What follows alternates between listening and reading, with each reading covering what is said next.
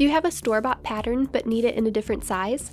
Changing a pattern from one size to another is called grading. Here's a quick lesson on how to do that. The pattern you have probably has the sizes stacked or nested together. You can see some areas have a large change between sizes, and some areas have little to no change. These are grade rules, and they differ at critical points of the garment. They have to match from one piece to another, so if the underarm is extending this much, the sleeve also has to extend that much in that same spot. I'm measuring the difference from one size to the next.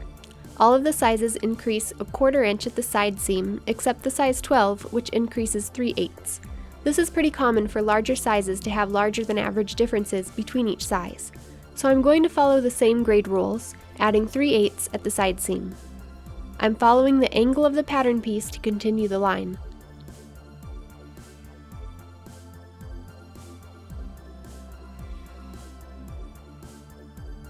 At the curve, I mark the notch at the same 1/4 inch grade as the previous size, and I'm using a curved ruler to draw the curve, trying to match the shape of the smaller sizes.